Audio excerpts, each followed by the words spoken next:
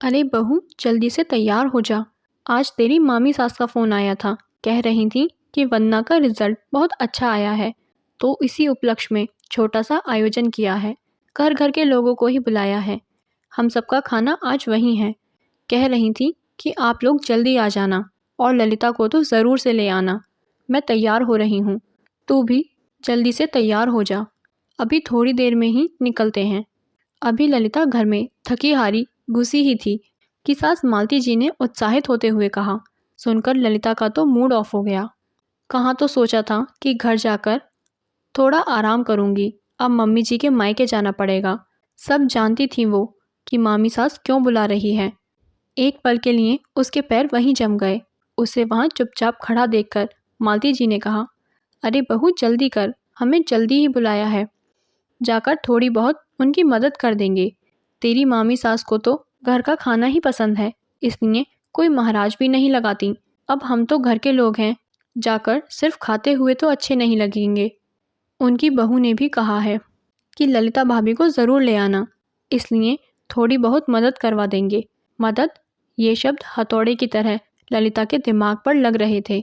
मामी सास महाराज क्यों नहीं लगाती, ये वो अच्छे से जानती थी। और इस मदद शब्द से तो उन लोगों का दूर दूर तक कोई नाता ही नहीं था। मम्मी जी चाहती हैं उन लोगों की मदद करने के लिए, पर वो लोग तो खुद ही सारा काम ललिता पर डालकर आराम फरमाने लग जाते हैं। भला कौन मदद करता है उसकी। सब तो बैठ जाते हैं पंचायती करने के लिए और बहू होने के नाते लगा देते हैं ललिता को काम पर। अब 25-25 लोगों का खाना बनाना कोई मामूली सी बात तो नहीं है।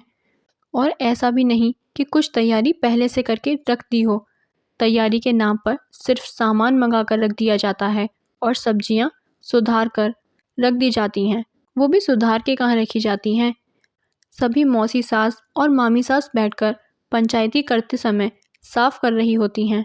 इस बीच में ललिता को चाय का ऑर्डर भी देती जाती हैं। साथ ही साथ तारीफों के झाड़ पर भी उसकी सास मालती जी को चढ़ाती जाती हैं। अरे मालती जी, वाकई बड़ी खूब किस्मत पाई है आपने, जो इतनी अच्छी बहू मिली है। भाई कुछ भी कहो, कहना पड़ेगा, ललिता पूरा काम संभाल लेती है। ये होती है तो हम बेफिक्र हो जाते हैं। और देखो ना, सबको इसी के हाथ का खाना पसंद है, इसलिए सब्जी तक बनाने नहीं देती मुझे। नहीं तो मैं कम से कम सब्जी तो बनाकर रख सकती हूँ। मामी सास अपनी चिकनी चुपड़ी बातों को कहती हैं तो मालती जी अपनी बहू पर बलिहारी जाती हैं। लेकिन अभी पिछली बार की ही बात है, नाना ससुर का श्राद्ध था। मामी सास ने अपनी नंदों के परिवार को और अपनी बहनों के परिवार को बुलाया था। कुल मिलाकर 40 लोग हो गए थे।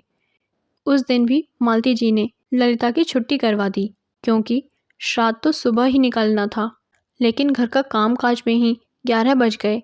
तब तक तो मामी जी के 3-4 बार फ़ोन आ गए, अरे जीजी कब तक आओगी। और मालती जी इस बात पर अपनी भाभी पर बलिहारी जा रही थी कि भाभी का उनसे कितना प्रेम है। इस बार तो ललिता ने भी सोचा कि अब मामी सास की बहू आ चुकी है तो चलो मदद तो मिल जाएगी। मदद क्या मिल जाएगी, बल्कि मैं उसकी मदद कर दूंगी, आखिर मेरी देवरानी जो ठहरी। पर जब ललिता वहाँ पहुँची तो कोई तैयारी ही नहीं थी। मामी जी ने तो थोड़े से आटे की पूड़ी बनाकर मिठाई और सब्जी बाजार से मंगाकर भोग लगा दिया था और अब ललिता का इंतज़ार हो रहा था। अब मालती जी ने इस बारे में पूछा तो मामी जी बोली, अरे सबको ललिता के हाथ का खाना ही पसंद है, इसलिए महाराज नहीं लगाया। और बहू अभी नई है, उससे इतना काम नहीं होता। ललिता को तो आदत हो चुकी है। वैसे भी सबका बुलावा तो दोपहर का है। मालती जी ने तो कुछ नहीं कहा, पर ललिता को सब कुछ समझ आ रहा था। फिर भी ललिता को ही काम करना पड़ रहा था और अब नई बहू के होते हुए भी ललिता को ही काम पर लगाया जा रहा था। पर मालती जी के कारण आखिर वहाँ ललिता को ही काम करना पड़ा। यहाँ तक कि उनकी बेटी वंदना भी ललिता की मदद के लिए नहीं आई और सहेलियों के साथ घूमने चली गई।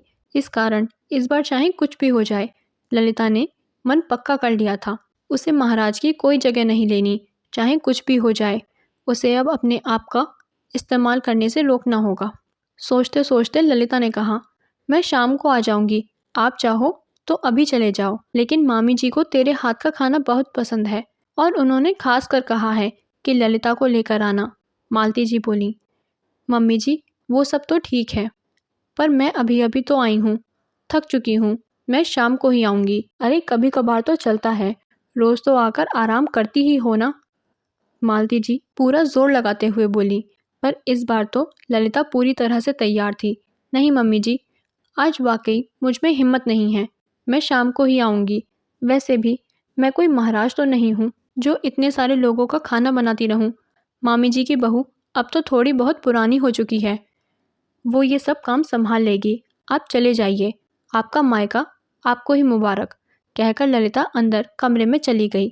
मालती जी को ललिता का यह सब कहना बुरा तो लगा, पर समझ में तो उन्हें भी आ रहा था। खैर उन्हें तो अपने मायके जाना ही था, तो वे अपने मायके पहुंच गईं। जाकर देखा तो वहां इस बार भी कोई तैयारी नहीं थी। ललिता को उनके साथ ना देखकर मामी जी बोली, अरे जीजी, आप अकेली आई हो, ललिता कहाँ है? भाभी आज वो बहुत थक गई थी, इसलिए वो नहीं आ पाई, वो शाम को ही आएगी। ये सुनते ही मामी जी के पैरों तले जमीन खिसक गई। अब इतनी जल्दी महाराज कहाँ से मिलेगा? ऊपर से इतना सामान मंगा लिया वो अलग। अब काम को देखकर मामी जी उनकी बहू और बेटी के हाथ पैर फूल रहे थे। बहू ने तो हाथ खड़े कर दिए कि मुझसे इतना काम नहीं होगा, या तो मिलकर मदद करवाओ या फिर किसी महाराज को बुला लो। मालती जी को भी समझ में आ गया था कि उनकी बहू का सिर्फ इस्तेमाल होता था। आखिरकार बहू और बेटी दोनों मिलकर रसोई में लगी। इधर मामी जी और मालती जी सब्जियां सुधारने लगी, लेकिन खाना बनने तक सबकी हालत पस्त हो चुकी थी। शाम को जब मेहमान आने लगे तब तक वो तैयार भी नहीं हुई थी। ललिता जब शाम को खाने के मौके पर पहुंची तो ना ही मामी जी ना ही उनकी बहू और बेटी ने उससे ढंग से बात की, पर ललिता को फर्क नहीं पड़ा। उसने तो खाना खाया और वहां से रवाना हो गई। अब तो ललिता ऐसा ही हमेशा करने लगी, तो मामी सास को भी समझ आ गया कि अब ललिता बेवकूफ़ बनने वाली नहीं। अब धीरे धीरे मामी सास ने भी सिर्फ ननद नंदोई को बुलाना शुरू कर दिया। अब न पूरे परिवार को बुलावा होता था, और बुलावा हुआ भी तो महाराज काम करते थे। कहानी सुनने के लिए धन्यवाद। आपको यह कहानी अच्छी लगी हो तो वीडियो को लाइक कीजिए और चैनल को सब्सक्राइब ज़रूर करें। धन्यवाद।